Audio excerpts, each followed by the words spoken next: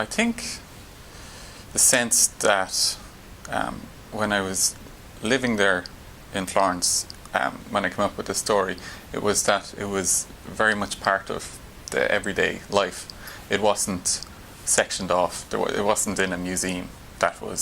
This was where the medieval life existed. It was part of the everyday. You'd go down where at the time I was studying sculpture, and where I used to walk to work, there was very small little alleyways and churches and kind of icons on the corners of the streets, and it was just every day, and people going around doing their shopping and chatting in the street, and street cleaners and drunks from the night before and that kind of thing, and it was just every day. So that was that aspect, that it was a continuum, that people they looked at, I guess they read about Lorenzo de Medici, and it was just like a guy who happened to live here in the past. It wasn't like some storybook character, and that I responded to that because I was interested in medieval history very much, and being in a place where it was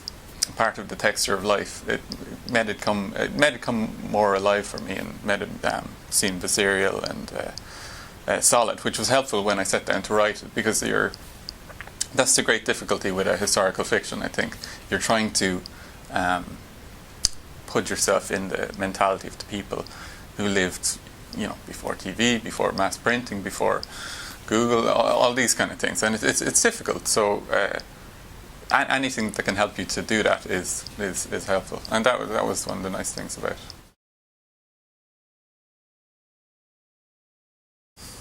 I wouldn't say they inspire me directly, but my approach to sculpture and writing isn't dissimilar. I mean, I've found that when you're making a sculpture, you can't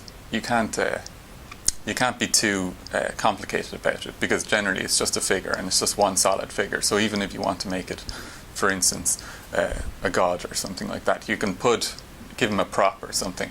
But if you get too literal about it, it starts looking a bit ridiculous. So you need to kind of go for character, which is the important thing. And similarly with writing, it's a utter cliche, but totally true, that it's the easiest writing to do is when the characters are speaking for themselves. So it's a good trick to make sure you believe your characters, and make sure your characters are very three-dimensional and fully formed, and have strong opinions, and get into arguments and stuff. Because when you sit down to write material with them, if they're characters, it's downhill all the way. Whereas sometimes if an idea is confused, or the character is a little bit false, then it's just agonizing, and it doesn't work. And it's I frequently abandon sculptures that just aren't. They don't have a personality or presence. I think for me that's what I judge a piece of sculpture on, or a good portrait on. If it has presence, not necessarily if it's technically beautiful or well finished or whatever, just that it has a bit of a spark. And I think it's very similar with good writing.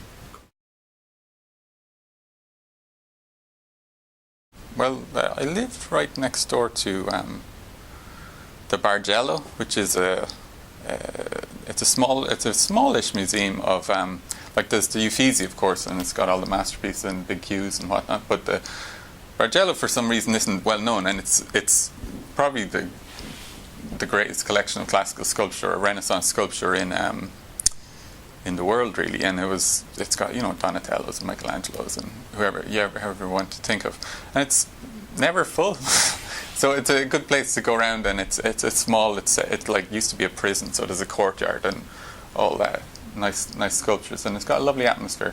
Then there's another place, which is the Specula, which is a museum of anatomy, and it's 17th century, I think, and it's these beautiful wax anatomical life-size sculptures, and they are so artistic, and they're beautiful. They were for people to learn medicine at the time, but because they're Italians, they just had to make it into some work of art. So you get a thing showing the musculature or the vein system, but the character is posed like a Greek statue.